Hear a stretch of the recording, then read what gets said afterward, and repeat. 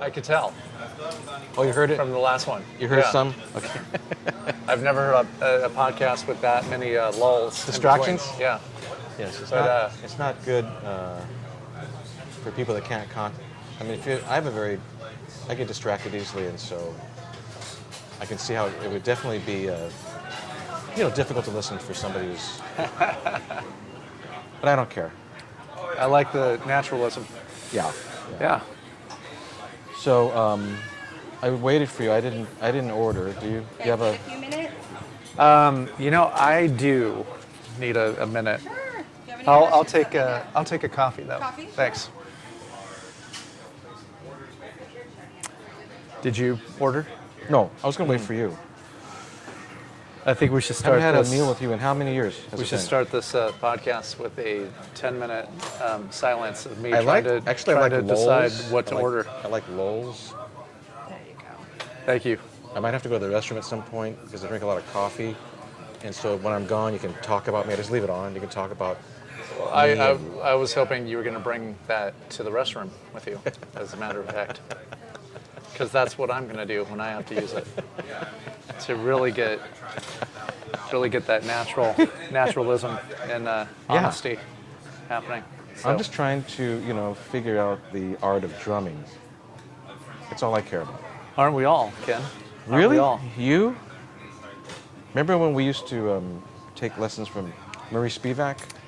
I was just thinking about him yesterday and assumed that you would probably bring him up at some point.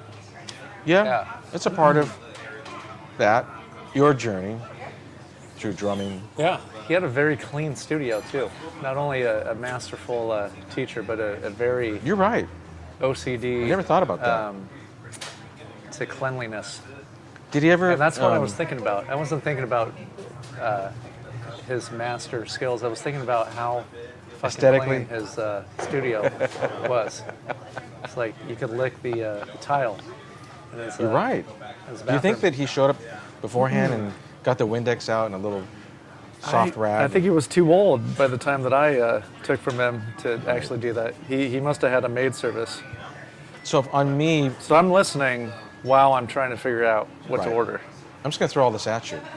So did he ever fall asleep on you? Because he fell asleep on me maybe 3 times. Yeah, he would snore.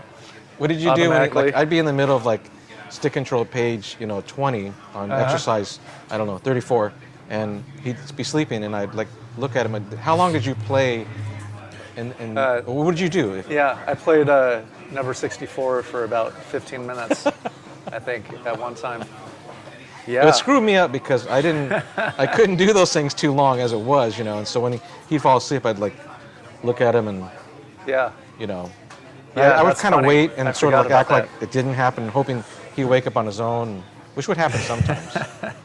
But well, my dad always drove me to my lessons, so he would be in the studio with me when Murray would fall asleep. That's awesome. And as I'm playing, right, left, right, right, left, right, left, left, right, right, left, left, right, right, left, left. Yeah.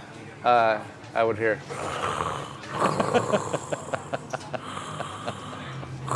And he'd be sitting. I would He's turn sitting, around. right? He wasn't laying down. No, he was seated. He was sleeping. Right. Yeah.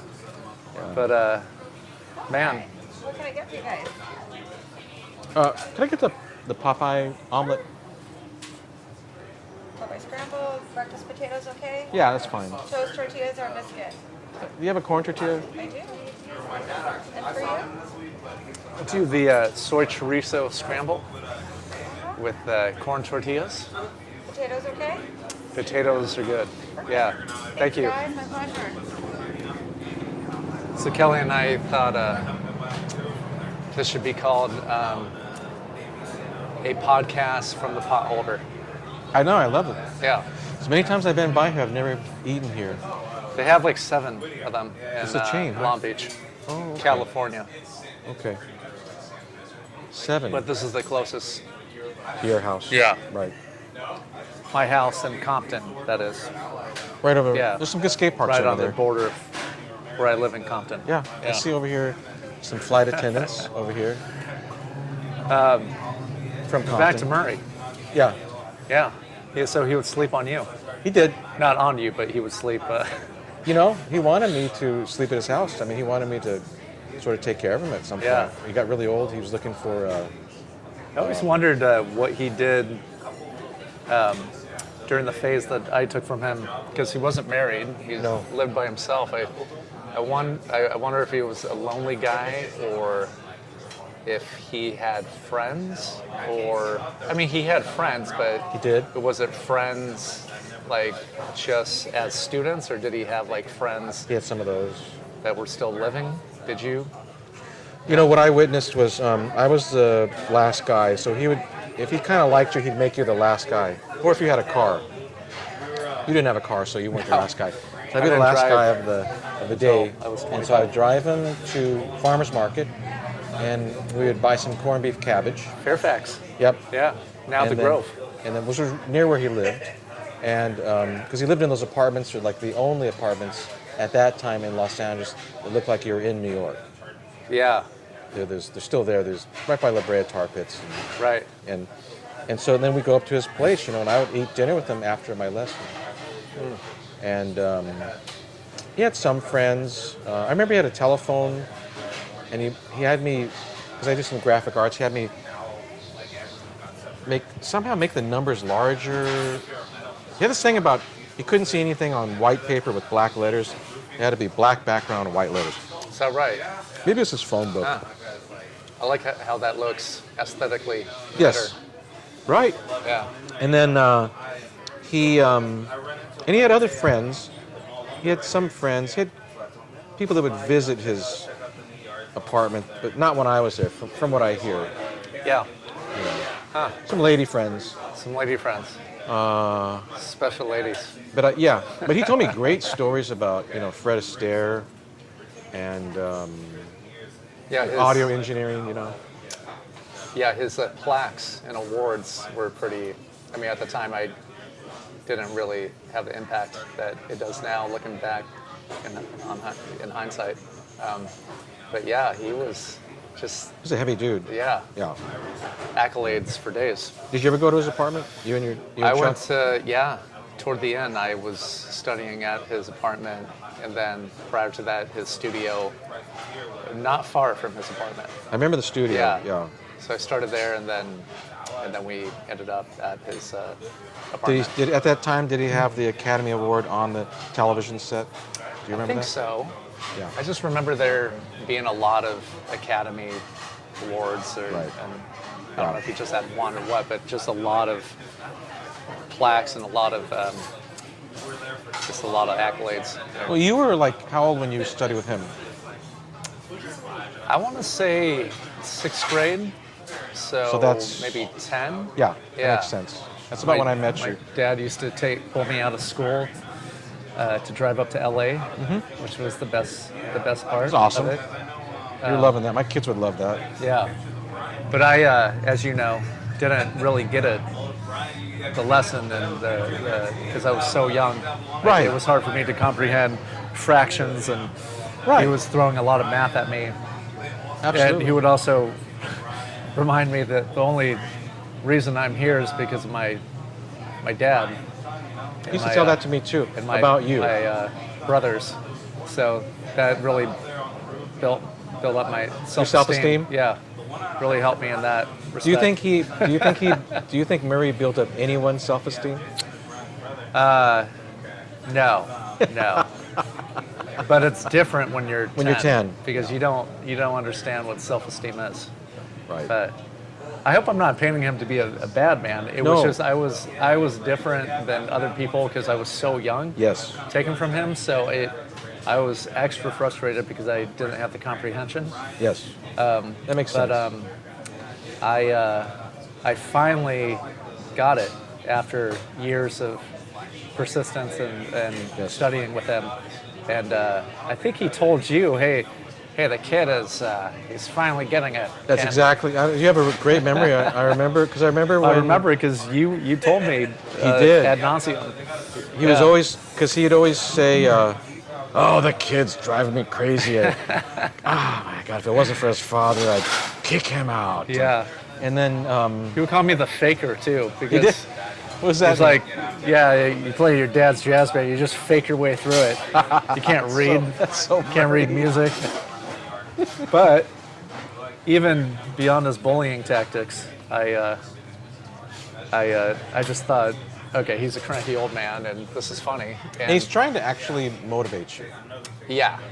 I mean, that Yeah. was his way of, like, Yeah, when I thought he was just being a dick, he actually had a master plan, and he really did. it paid off. So, So do you, for your art form, do you feel that study made you, would you be different if you had not done that absolutely. from your art form? I would not be able to get through and I've heard Chad say this, my brother, not be able to get through a 3-hour show. So, Why is that? What did that study do that aided you in getting through a 3-hour show? Well, I got all my technique from him. I learned about the upstroke. I learned about rebound. I learned about control. I learned about economy of motion. I learned about, it's like what Bruce Lee's philosophy on water is. Be water, become water. He may have said it more eloquently, but that was That's cool. that was pretty much the crux there. That's cool. So I always compare Murray's technique to that's Bruce's great. philosophy because it's a flowing motion. It's people when they see me play, they usually say, "Yeah, it doesn't look like you're doing much back there," and it's like I don't have to because I learned Spivack's technique. Yes. That probably helped you to prevent injury, to prevent Yes. surgeries on your forearms and your wrists. It was the science too. I mean, he had it down to a science. It's like, yeah, well, this is how the upstroke is, Right. and it's just a flow that I don't see a lot of drummers do. Right here. Cool, thank you. Thank you. But a Spivack drummer, I know right off the bat, just by, even if my eyes were closed, you can tell by the feel, Yes, I absolutely. can tell when, Because it does affect the sound too, right? It does, yeah. In what Yeah. way? I'm good for I'm now. Yeah. Well, you can choke a drum by hitting it too hard. Yeah. I think when I was younger, I discovered Nirvana. I was just hitting the goddamn drums way too hard, but Why is that? Because you wanted to emulate. yeah, I just loved the power.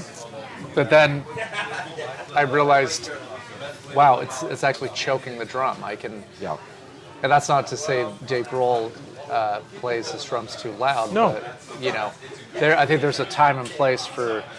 Okay, yeah, I'm gonna really dig in and choke the drums, and it's Passion kind of it's takes the over. spirit Yeah. of the song. But then, that's only gonna you're gonna have a short-lived career in drumming because tendonitis is gonna be around the corner. You have to find a good surgeon at that point. Yeah. Have one of those forks, unless you need them both. I mean, Do you want to share one? I'm sure. We've known each other for about 40 years now. I know. I think we're good. Yeah. Thank you. I'm okay. I'm all right. Thanks. So you But wrote. yeah, when you hit the drum Yeah. with the Spivack technique, there's a note that you get. Unless your toms are tuned thuddy, if your toms are tuned normally, you're gonna hear a note just by Yeah. the finesse that you engage in. The way you're holding the stick doesn't impede the drum's resonating Right. thing, right? I mean, Exactly. yeah. And the motion. It's like And the it's a whip. It's a So if you're an audio engineer and you got some drums set up, a guy like you sits down, plays a few, hits them. Some person that doesn't have that technique, you can just hear right. the difference. And it's a technique. It doesn't mean that it's the right technique. No. It's a technique. Yes. And yeah, as far as stamina goes and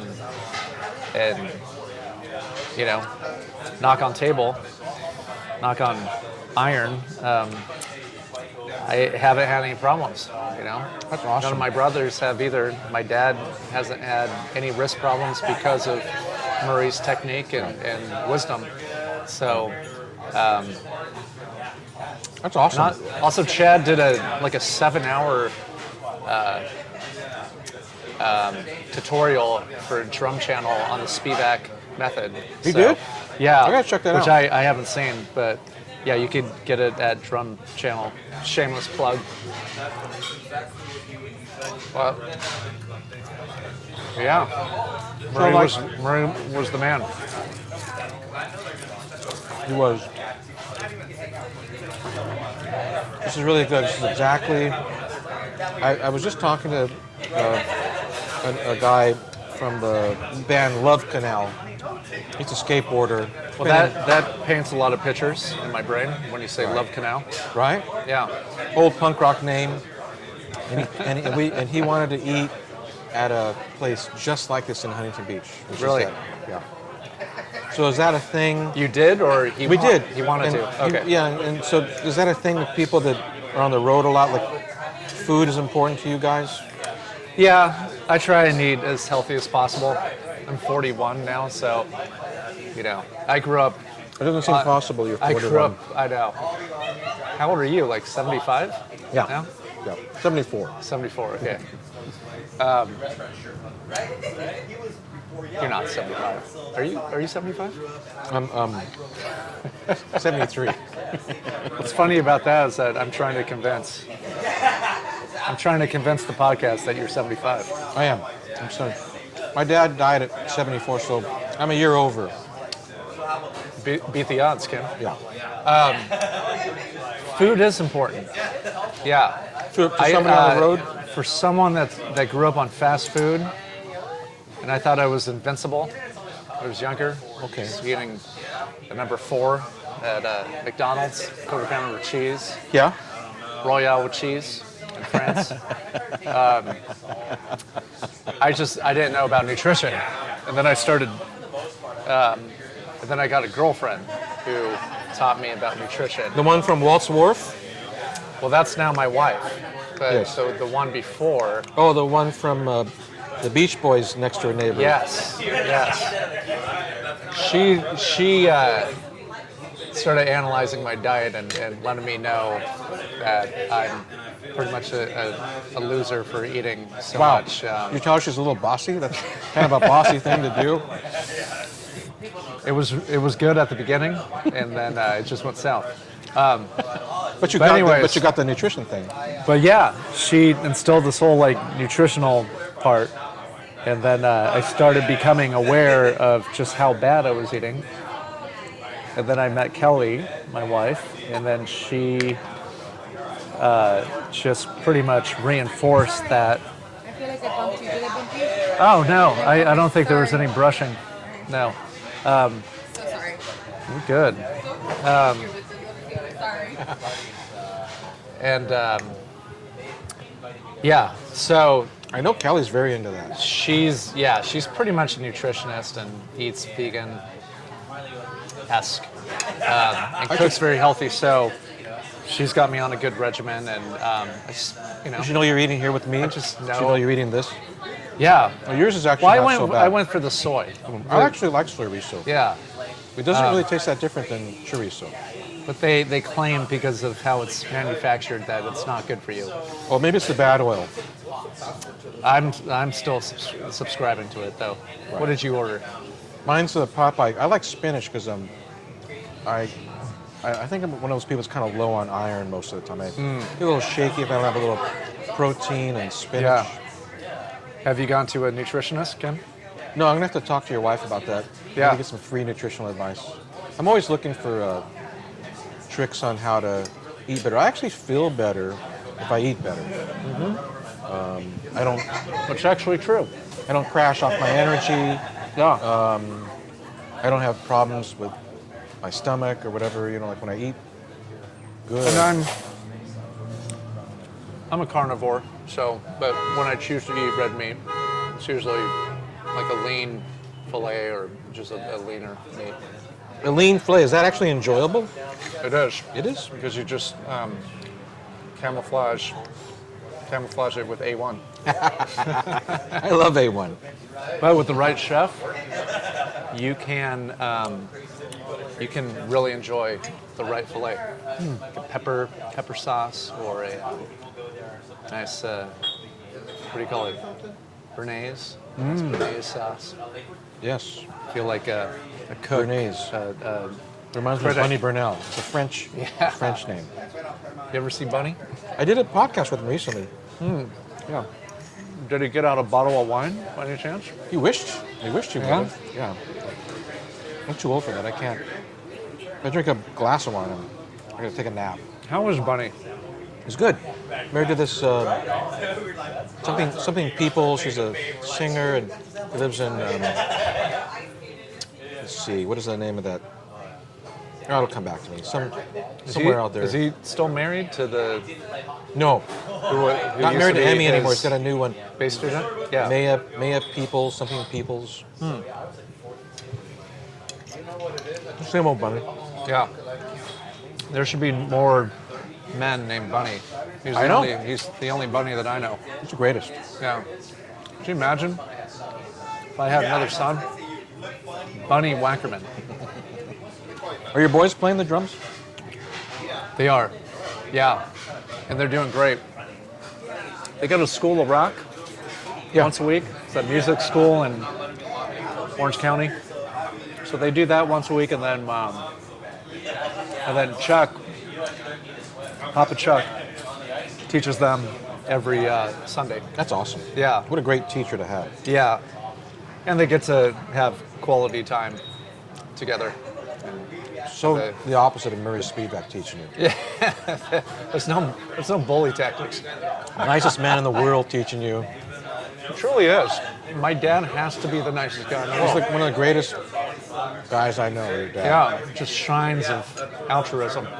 I would love to do a podcast with him because of the You stories, should do a podcast with him. but I'm afraid that he wouldn't say the stories with the mic on because I remember. Well, driving, go out to breakfast with him and camouflage the mic somewhere, and then surprise him by releasing it. I would never do that to you, Chuck. He is great. I mean, he has great stories about, Just life. but all these famous musicians. I mean, he was there, like fly on the wall stuff. Yeah. You know, stuff that you don't read in biographies. I mean, My mom and dad's first date was at the Hollywood Palladium, like in the 50s. wow. Maybe before, and now it had to be the 50s. And I think they saw the Harry James big band. Wow. That's a trip. But yeah, he used to see, it would be equivalent to, what rock shows are now at the Hollywood Palladium. Yes. It used to just be big bands there. Wow. Guys, okay? Yeah, thanks. Wow. That's so cool. So, when I played there with Bad Religion for the first time, they came out and reenacted the first date. They did? Yeah. I remember I photographed you guys on the night of a DVD that you made at that. That's right. I still have those great pictures that you shot. Well, I don't know how great they were, but I remember that. And who knew that I didn't know they had They were big band great. at that same place. They were great, Ken. Give yourself a pat on the back there. That was a long time ago. Yeah. That was like 2000. I think that was the Empire Strikes First record, so I think that was 2004. Yes. Yeah. Okay. Wow. 2004, 2000, and we were shooting our live DVD that night. Wow. Right. Yeah. It was a great show. Thank you. Yeah. Yeah. So, That's. anyways, And so Chucky. Wow. yeah. So Chucky and Babs came out, and yeah, after not being there for decades. That's so romantic. Uh huh.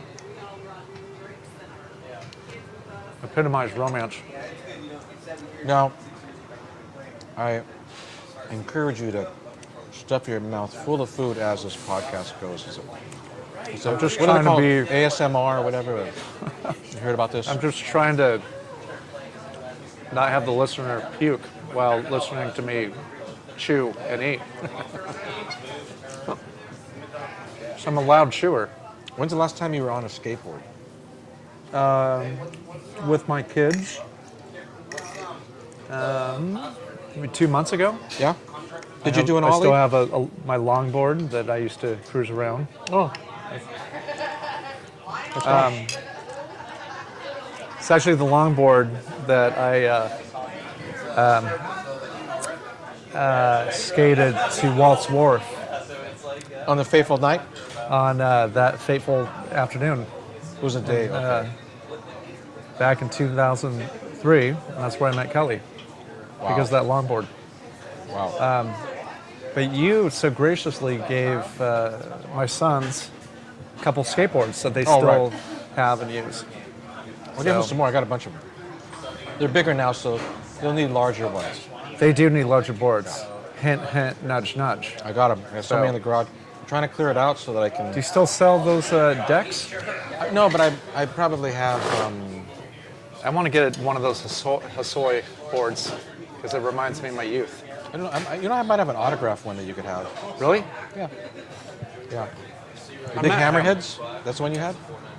What's that? The big hammerhead deck. It looks like Yeah. I have It's one. awesome. I'll buy it off you. Of those. No, you can have it. No, let me give you some money, Ken. No. So like the How much do you want? when did art?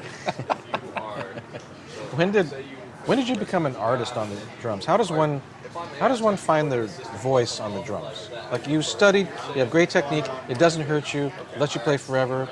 But when did you get and how did you get that thing that is you? How does one do that? Are you talking style? I'll tell you exactly. And one of the most defining moments. Well, let me rewind here. Okay, I'll give you. I'll try my best to be short. I'll give you a synopsis. Okay, so when I discovered Terry Bozzio, he was playing with missing persons. Wow. And Chad drove me up to Magic Mountain to see them. You went to that? I went to the Color Your Life tour. I went to that too. Get out of here. Were you there did you see Turby and Janice there? Pretty sure they were at that very same venue. Really? You know they were there? No kidding. Pretty sure. Yeah. So Chad took me down to sound check. Yeah. Met Terry and was able to ask him any question that I wanted to.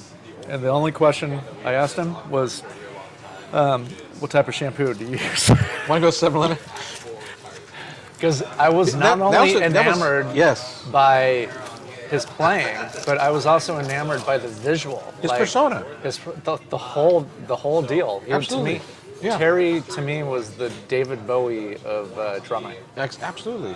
And I've never said that, and I just realized he was the David Bowie of drumming because he had the aesthetic, which was as appealing as his. Compelling.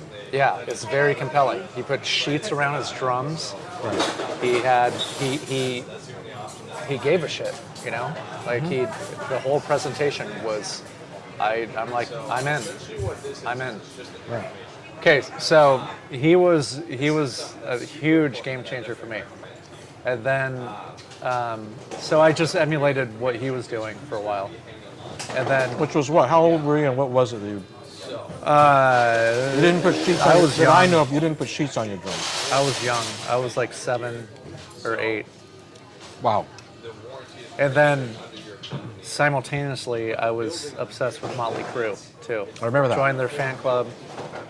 I remember seeing Tommy at a Chad Wackerman Drum Clinic. And Tommy had a broken leg, and he was kind of perched up in the back, and just made a beeline to him. Right. I was like, oh, hey, Tommy Lee. Hey, I'm part of your Sin fan club. I just signed up. That's how I talked. I remember that voice. Yeah. You did have a high voice. And so those were my guys. So I just realized drummers that I like also had a visual element that Yes. that was compelling, as you said. Which has nothing to do with Spivack. No, but it yeah, I never realized it had an impact on me until 5 minutes ago. And so it's interesting how I just came to this realization. That's And so then- cool because other people, hold that thought. Yeah. Other people might have went towards Tony Williams or towards Well- Benny Colaiuta or whatever, but you Well, I did. identified. Okay. I'm getting there, Ken. Oh, I'm getting there. sorry. Yeah. You know, and you can't eat. you just you gave- can't eat and talk at the same You just said the ending to my story. time. So I screwed the whole thing up this time. No, not at all. Okay. So I'm gonna Tommy take a Lee, bite. yeah, eat. This is the way I do the podcast. I say, think like this. Okay. Okay. Okay. So We got Tommy those Lee, feel free to. So we got Lee and Bozio.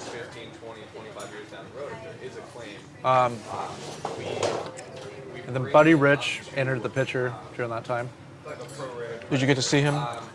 Not only did I get to see him, I got to meet him because my brother Bob and John, my other brother, was playing with Maynard Ferguson at the Radio City Music Hall in San Francisco. So my folks drove me up there, and I sat in with Maynard's band and played the Rocky theme.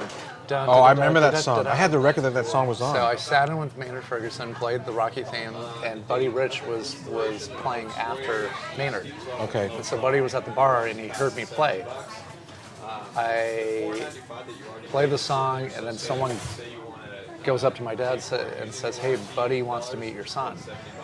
And so we walk to Buddy's bus, and I walk in. Buddy's in like this fucking like shiny gold robe, and he was very complimentary. He was like, "Nice to meet you. I enjoyed your drumming. Here's a pair of sticks." Awesome. He gave me a pair of sticks. Wow. And to this day, I don't know what I did with them. And if I had a time machine, I'd go back and put those sticks away. My parents think I played I bet you on did. them and broke the sticks. But Why not? I almost love that I can't find the sticks because of the story. Like Absolutely. It makes such a great story. It's like Buddy Rich gave me a pair of sticks. I mean, how many people can say that? And I can't fucking find them. Right.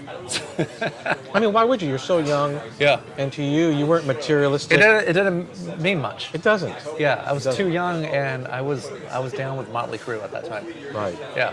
And the thing. Same thing when I met Frank Zappa. Went Yeah. to his rehearsal. Yeah. I was fucking wearing an acid wash jean jacket. I had Poison on one. You remember my obsession with Yes. Poison? Yeah. Poison patch on one side and then Motley Crue on the other. And met Frank Zappa. Yeah. Didn't mean anything to me because Right. I was so into what I was into musically. And then, of course, a year down the road, that Frank was the only thing I was listening to. I remember that. Wearing his shirts to junior high. You're obsessed with his I was recordings. obsessed, still am. And him as a person too. Yes. Like, I almost love his interviews more than his music. Right. That might be sacrilege, but I do. I agree. He had this mind. Yeah. It was like bigger than this whole Yeah. land. I mean, talk about a logician, you know? Yeah. Just brilliant. I mean, he was Right. as brilliant of a musician as he was in a way, politician, you know? Right. In his own sense. Right. And like he could take on anyone at CNN, be on a panel, and then also write the Black Page later on that day. Right. Yeah. Which I think just it's something that you have. You know, I feel that I was thinking about this on the drive here, that I met your brother when I was really young and we became friends. But had you and I been more the similar age, I think you would have actually been my friend, you know, because you have this thing about your brain, you know, you have this depth to your intellect. Not that your brother doesn't, because he has, all you guys are really ingenious people, but you have a different one than your brothers. You know, you have a different, you know, style, the way you think, the way you look at things. very Zappa-ish, I think.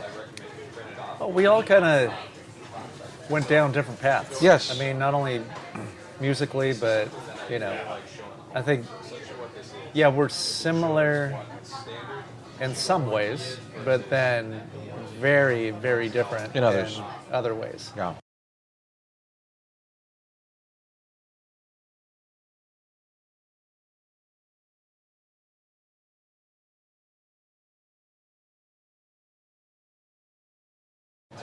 But I think that took guts, though, when you talk about going down different paths. Yeah. Because I was there when you were forming, when you were becoming what you are now. And, you were a blank canvas in a sense.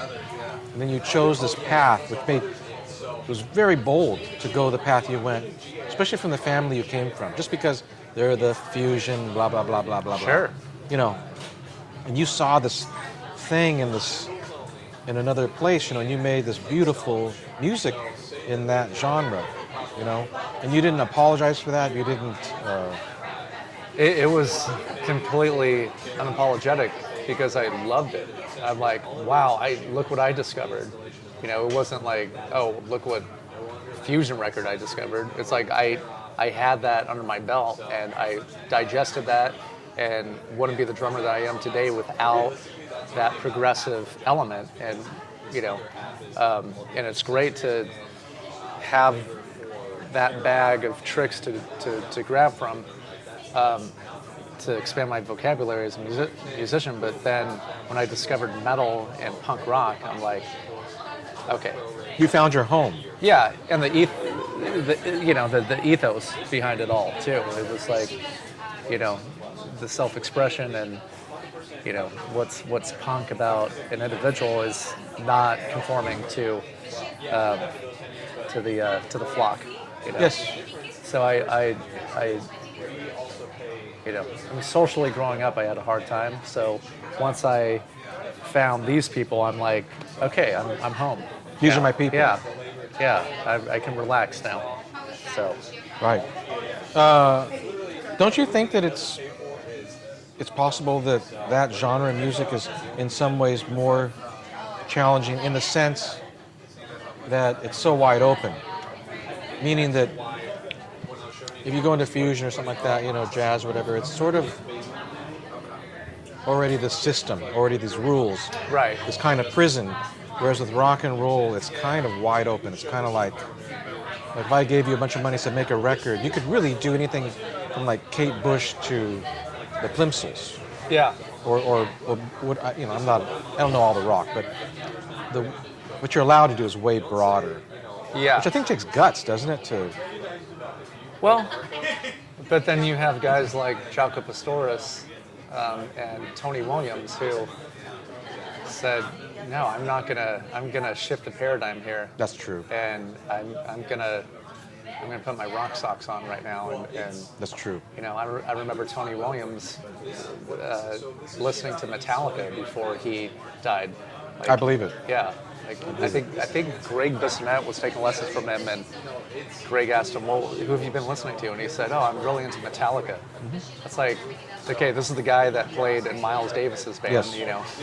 There's probably a lot of Berkeley guys that are going, oh, no, he never said that. It's like, yeah, no, that's what sets him apart from, it's like the boys from the men. It's like, is that because he was able to set his ego aside and his preconceived ideas aside? Part of the pun.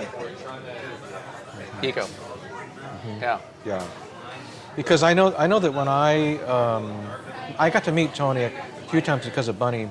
Oh, really? And I worship Tony, and yeah. I was a snob. I thought that if you didn't know fusion, if you didn't play straight ahead jazz, that you sucked. Yeah. And I remember being very disillusioned when I learned that one of Tony's favorite drummer was John Bonham. Which yeah. I don't think he's a horrible drummer. I think he's a great drummer, Of course. But I was so sort of stuck in that snobby jazz What's pseudo. amazing is that people assume that Bonham's favorite drummers were rock drummers. No. His favorite drummers were like Buddy Rich. Yeah. Louis Jazz. Bellson. Yeah. Right. And that's what set him apart was because he had that finesse. But yes. I was watching a interview on the guy that played for the Doors. I can't remember his name, the drummer for the John Doors. Dunsmore. Okay. And apparently he was a huge fan of, Another jazz drummer. yes, of Coltrane's drummer, Alvin Jones. Philly Jones. Yeah, it was Alvin. Yeah, Alvin. And when you listen to those Doors records, it's fully Alvin Jones. Yeah. Emulated. It's sheets of sounds, and Jim Morrison is the saxophone. Exactly. Exactly. And he went to like know what I all mean? those concerts. Yeah. He was there. This guy from this era of music was making a bunch of money, listening to these guys, these masters Yep. from the era of music that was done. Yeah. I saw Elvin and Tony both perform. My dad took me to Catalina Bar and Grill, and I was at one of those with you. I think maybe Alvin. probably, yeah. But yeah, we were like right by Tony Williams' hi-hat, watching him play, and yeah, left a everlasting. And in those impact. whenever you go see Tony at Catalina, in this corner over here, you'd see Vinny Colaiuta. Yep. Sneak Of in course. right and just sit there and watch the whole time Yeah. and And on. not say a word. Yep. So how do you turn that into art? How do you, when I hear you play the drums, you have this identity. How do you go from a guy who's practicing exercises to a guy who is making musical statements? Playing in bands, playing with people, recording, trial and error. Wow, that really sucked. Wow, I'll never play Failure. that again. Failure helps Failure. create that, right? You know, the failed moments are as important as the successful moments. Maybe more. Yeah, You certainly could not become successful without failure. exactly. No, I think the sooner you welcome failure and cancel out expectation, the more comfortable you'll be, not only as a musician, but just in life. You Yes. know? I just tweeted this quote that Elon Musk said on the Joe Rogan podcast.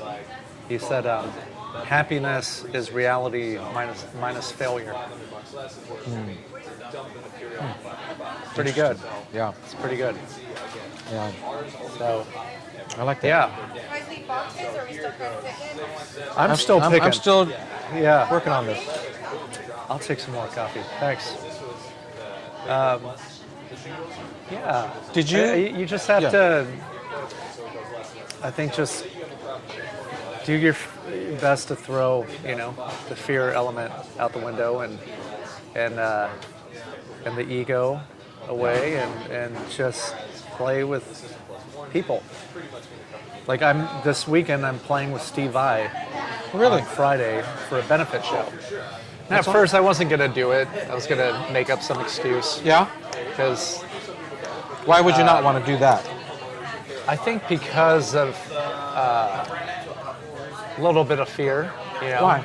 Because of Steve Vai, I grew up listening to him. Oh, and- right. And just there was some intimidation there, but then I'm like, it's ridiculous. Like I play every day. I know how to play 10 different styles. Steve is someone that's been a huge influence in my life. It's for charity, so it's like helping foster kids. Okay. All the donations are going to this foster care program. Okay. So, it's just funny how your mind goes to no. Just, once that you a- feel out of your wheelhouse, you just go no. Yeah. So I'm trying to work on that. Sure. Aren't we all? Yeah. Every day. Trying to. Have you seen that movie Yes Man with Jim Carrey? No. You should see it. I like him. I love him. Everybody thinks everybody's worried about him. No. I think he's okay now. Is what happened. He's the smartest guy on earth right now. Right. I mean, he is. He's rad right now. Like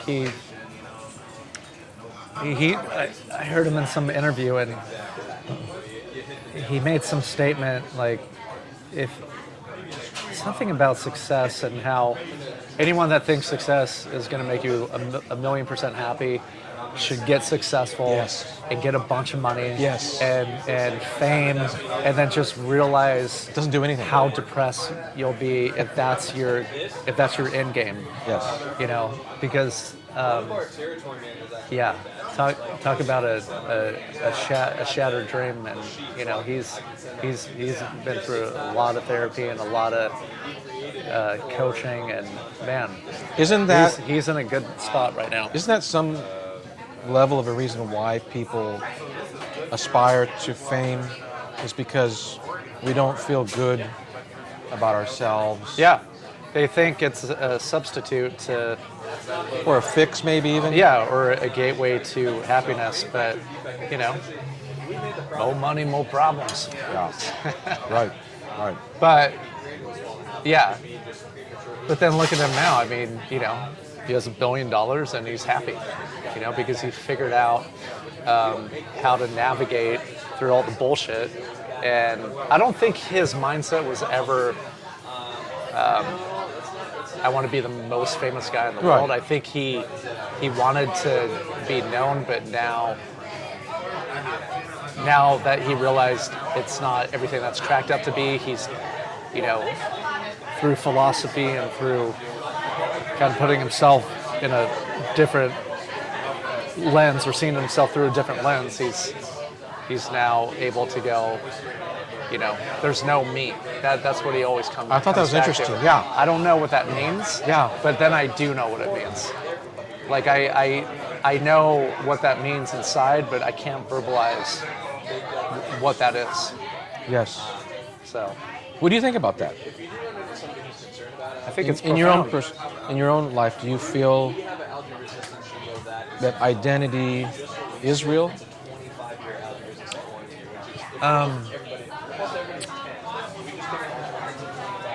Or valuable? No, I don't think it's valuable anymore. I think it was before I started studying Jim Carrey. Right. No, I could. It's funny that you gravitated towards it because I did the same. Because identity is so important to people. It was important to me, and I think it's still important to me. And I'm trying to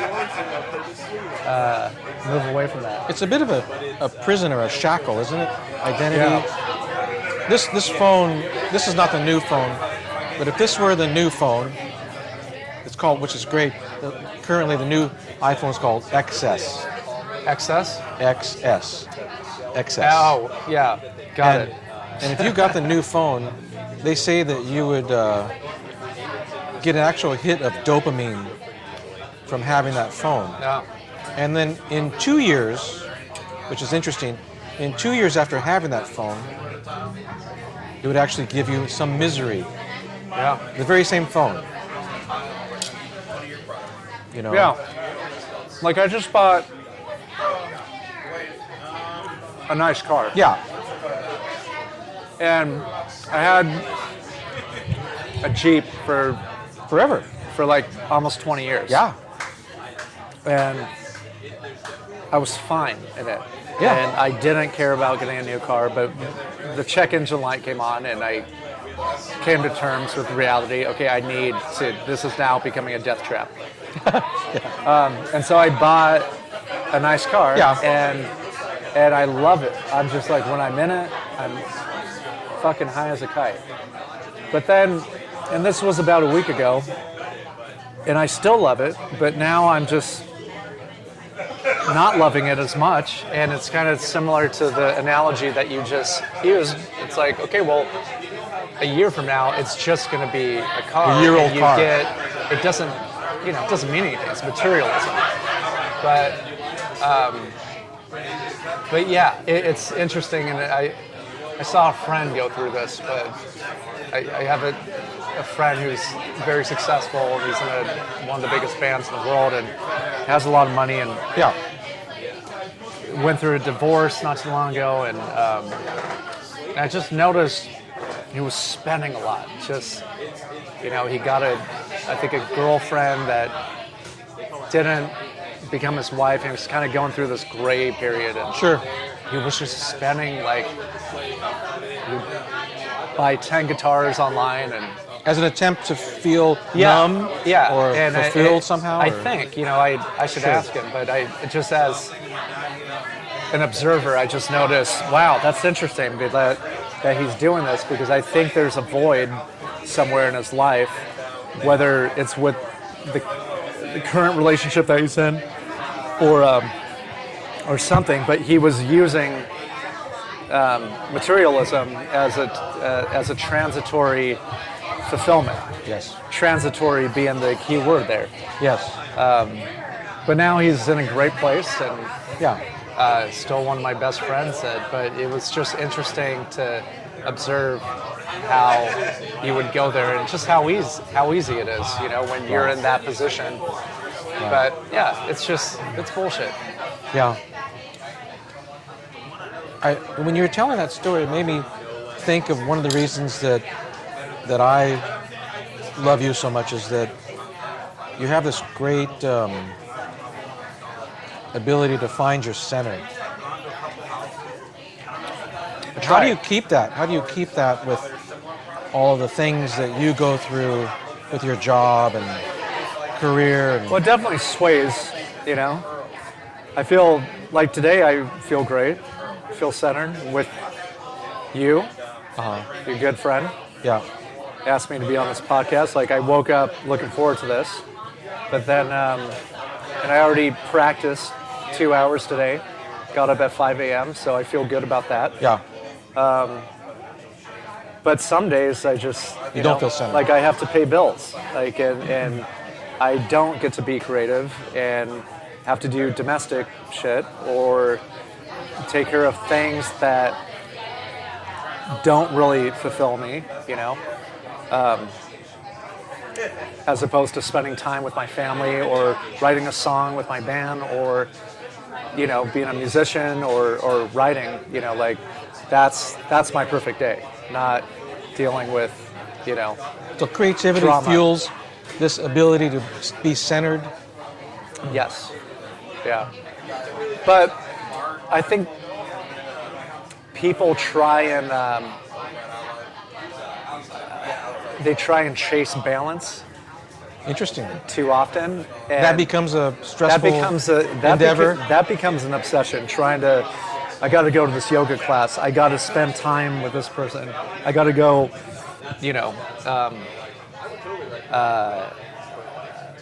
they just become obsessed with trying to find balance. And so And I've never heard that stated. Chase balance. they have. Have you ever heard that stated? I think I heard someone imply that, and then it got me thinking there are people that try. I've been that person before. Yeah. So I'm that person sometimes, but then I think if you come to terms with there's no balance some days. I mean, sure, there's some balance other days, but if you just come to terms with no, there's no fucking balance in life. You just got to go with the flow, be in the moment. I'm a huge fan of Bill Murray, and I watch a lot of his interviews, and he was on the Charlie Rose show. And he talks about just being present, being there, and that's the hardest part. An aspect of his life to chase is turning your brain off, and when you're with your kids, just Being authentic. Being 100% there. Exactly. So, I agree. So he's a good example of just be in the moment, seize the day, and so that's one project I try and work on. Did you ever see the movie he was in called Rushmore? One of my favorites. Yeah. Jason Schwartzman was also one of my favorite actors and musicians. What a great story that was. Yeah. Yeah. He wasn't going to do that movie. Really? Yeah, and then Bill doesn't have an agent, so it was really hard for Wes Anderson to find him. We were tracking him down. People kept on sending him scripts of Rushmore. I only know all this because I'm the biggest Bill Murray fan in the world and Wes Anderson fan. And so after everyone calling him 100 phone calls about Rushmore, he finally said, okay, I'll read the fucking script. He read it and he was like, I'm in. I'll do awesome. it. So That's awesome. but yeah, he went on to do a lot of Wes Anderson movies. Right. Well, he's one of my favorite. I own like Lost in Translation and The Rushmore. soundtracks to Wes's movies are equally as good as Yeah, this movie. absolutely. So fucking good. I mean, such a part of film, the art of filmmaking is that score, Yeah, you know. yeah, yeah. Talk about a consummate artist. Right. He's the guy. So do you, how do you, you know, play drums in that same manner? Meaning, you know, like being there, being without, you know, being behind the drums and just playing the drums, not thinking about bills, not thinking about, Yeah. how do you get there?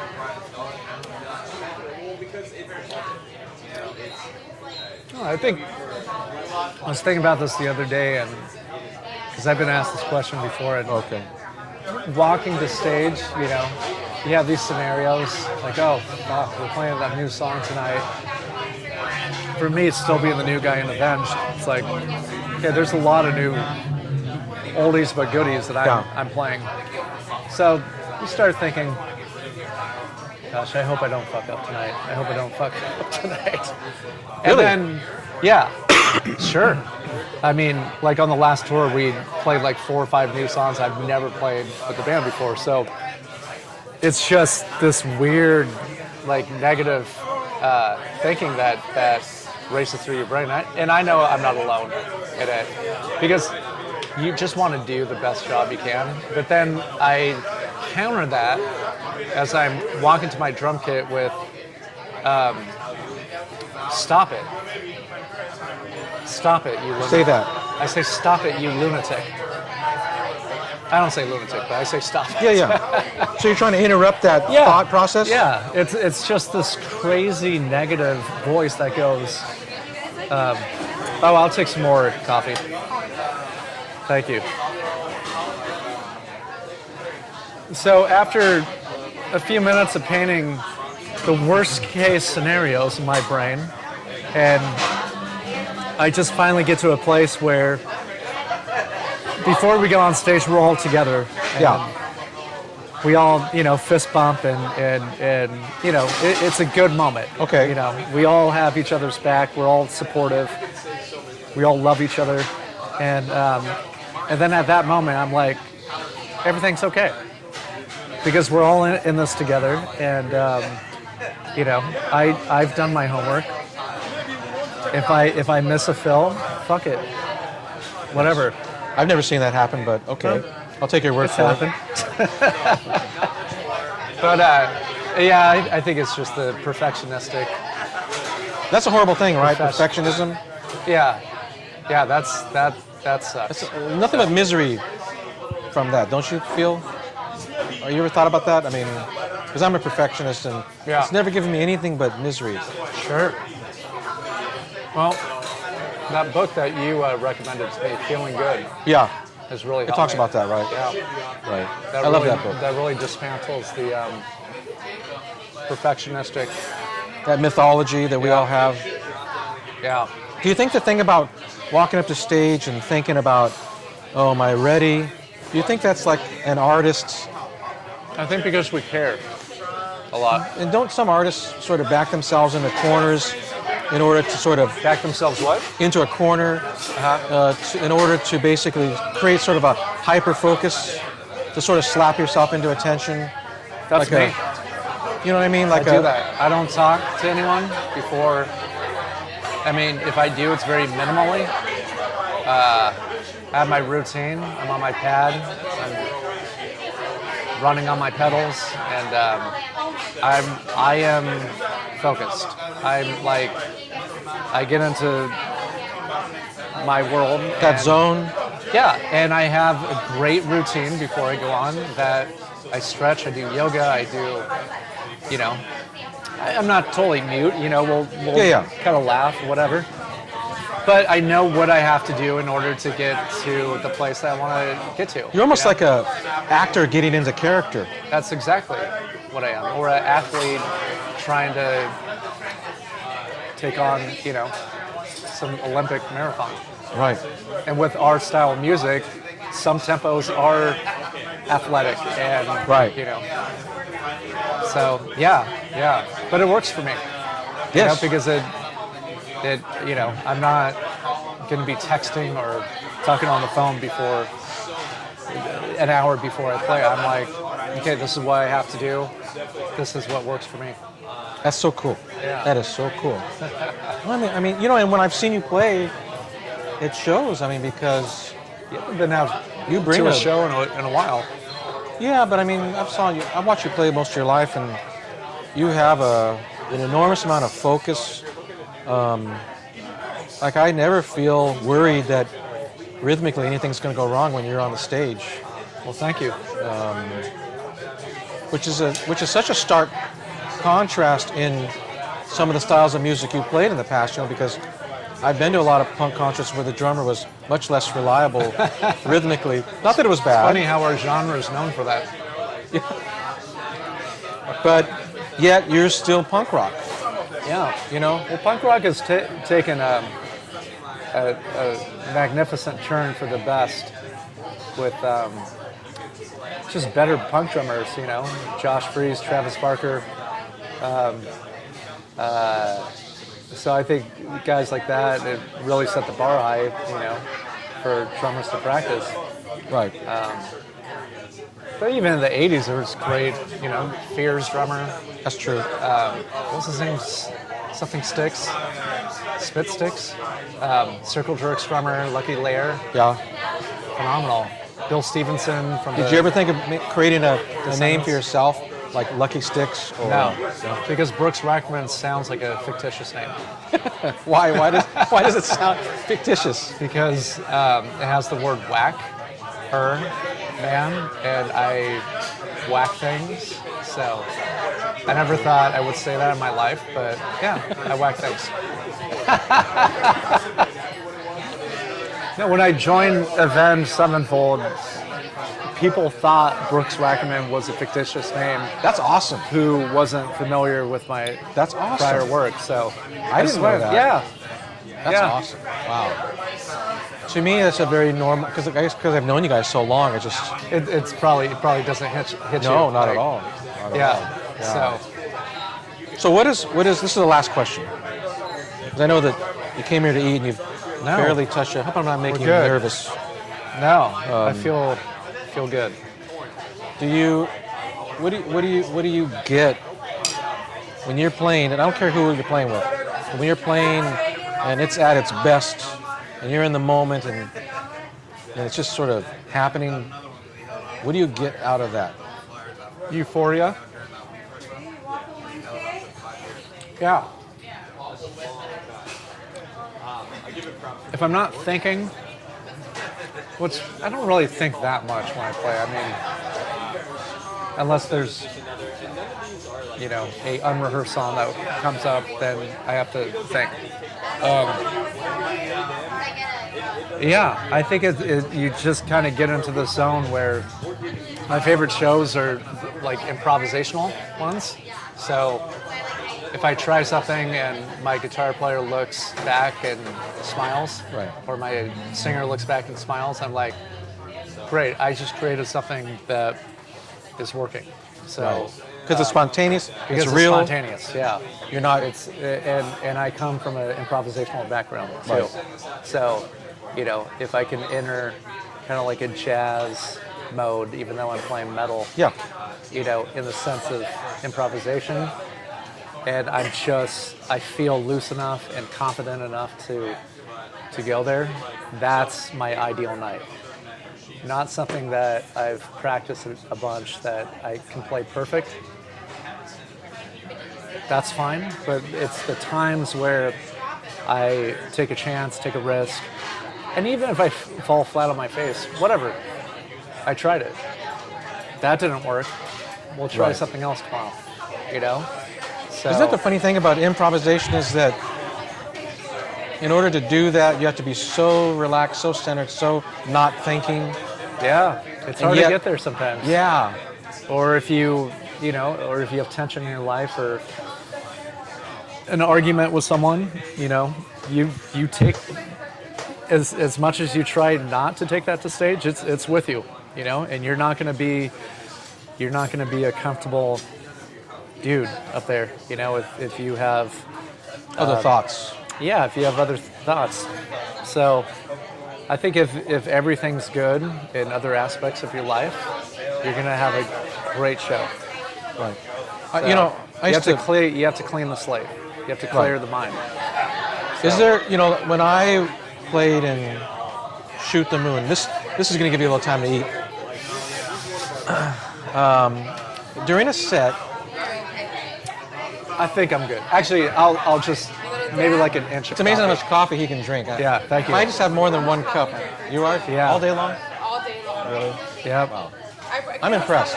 Yeah, come along, Ken. If I do that, I'm just shaking. Yeah. I'm going, so I don't even feel the shaking. Yeah, I feel like going to bed right now. Well, in Shoot the Moon, we play, like, say, 10 songs. And almost every set, thank you, almost every set we would do, you know, it would start to gel around song 7. Uh-huh. Here. Song 7, Right. you know, and it would be great, but I could never get it to gel on song 1, 2, 3, 4. Oh yeah. Do you have a zone like that, or is it just good from the first moment couple you? of songs, 9 out of 10 times you're not going to be as loose as you want, and usually nerves get the best of you. We opened up for Metallica last year, and I was having a really hard time trying to get to a place of relaxation. I don't know, it just we were playing like football stadiums, so it could have been acoustically, or there just seemed to be such a detachment between where we were opening too, so we, you know, it wasn't like our full show, but maybe not. Never knowing what the sound was going to be like, but it was just hard to get into the show until song 4. So Song kind 4. of similar to what you're saying. What made it work at song 4? I think if there was any monitor issues, it was all dialed in. True. I've never played a stadium like that. Is there a disconnect because, as far as you can see, there's people? Well, when there's 90% ticket sales are for the headliner, yeah, there's a detachment. So you need a little There's bit a of major detachment. you need a little bit of love. I mean, we killed it by the last song, but like we were working. We were working hard. Don't artists like that? I mean, don't artists like it when you have to work It's for fine. it? It works. It's cool. It's there. I know what you're saying. There's a achievement in knowing that you converted. I sound like an evangelist now. You converted, Aren't you? fans over. We're not going to talk about that but, today? Yeah, we can get into religion and Joseph Smith's Mormon religion. How that happened. Scientology. But to get back to my original thought. Which was the connection and... Yeah. So it was okay, but there's nothing better than like going out there and having your people there and your production, and you know, when it's your show and you know what you want to deliver. And they're there to hear you. Yeah. And then so they give a connection to you. Yeah, which that energy goes into you. I'm not going to lie about that. That's where you want to be. Well, I just wonder as an artist, because some artists like you know, we in Shoot the Moon we opened for the Pixies. Great. And it was the worst booking you could have ever made. Where did you guys play? The Roxy. It was their first. I think it was the first tour they got big. Wow. And What year was this? maybe '84. Okay. Forrest Gump. This guy's receipt. There you go, sir. You're welcome. I don't know if he did you a favor or not. But I don't know if that was a favor or not. Right? Oh, it was a big thing. Anytime. Can I take any of this out of your way, or are you guys still picking? Can I take this home? You want a box? Yeah. You want a box? I will get a box. Yeah. And so we played like a song. Do you need change? No, that's good. We played a song. Just keep it. We played a song that was like Angel Angel. I don't remember. Thank you. in front of the Pixies audience. It was even more. I remember Angel. I used to sing that song to you. You know, it's one of your favorite Shoot the Moon songs, and it was actually called Not to be Far Away from confused by Home, Aerosmith's Angel. right? And most of my life, I was ashamed of that moment as an artist because I felt like, wow, that was the wrong booking, and. But now looking back on my life, I think artistically was the greatest thing to do. Yeah. And they were just sleeping on the stage. They were sleeping on the stage. Well, just the fact that you had the balls to perform No. Angel in front of the Pixie audience there's something to be said about that. You know? It wasn't balls; it was ignorance back then. But you know, artistically, we didn't alter our integrity. We didn't become a Pixies band. Yep. We didn't research them and we're gonna win these people over. No. We're just like, fuck you, we're this. Exactly. And if you don't like it, that's cool. Punk rock. But we're not gonna like change because you think, yeah. Yeah. Well, Which is the other. I used to be in a band that I formed called Hot Potty. You might be familiar with Do you remember that? some of my history. And we opened up for Bad Religion, and I was doing 2 sets a night for about a week. And we literally got booed off stage every night. Off the stage? That is awesome. Are you serious? No. I Oh, finished the set. okay. But, oh yeah, let me rephrase that. We were booed throughout the show, I love but not that. off stage. I wasn't going to give them. What did that- I was not going to give them that satisfaction. But in a weird way, I don't know if it's the Andy Kaufman in me or what, but I was not going to let them win. I was up there.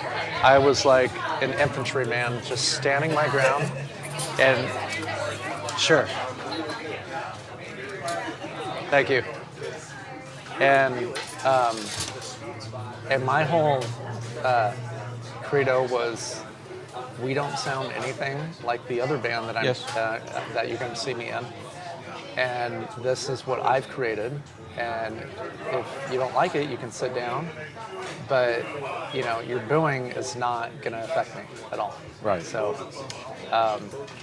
Why would you?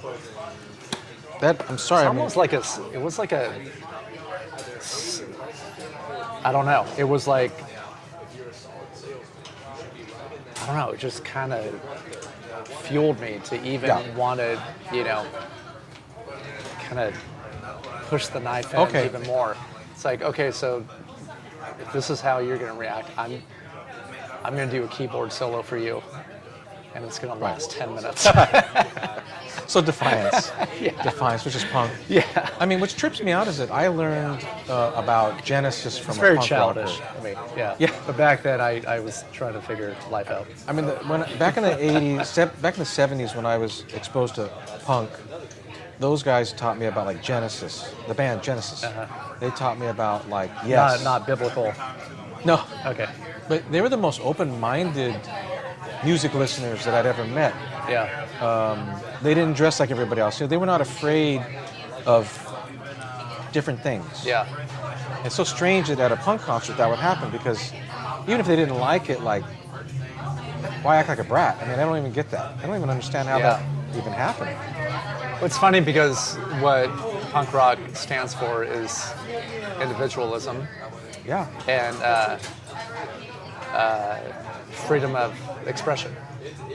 And it was anything but that Yeah. with these naysayers. That's what I'm saying. It's like, well, yeah, I know we don't sound like BR, but what you're doing is against everything that I believe in, you know, with the ethos. Yes. So it was just interesting how, you know, you observed this with some people, but then there was other people that were open-minded, and it's like, okay, let's give this asshole a chance.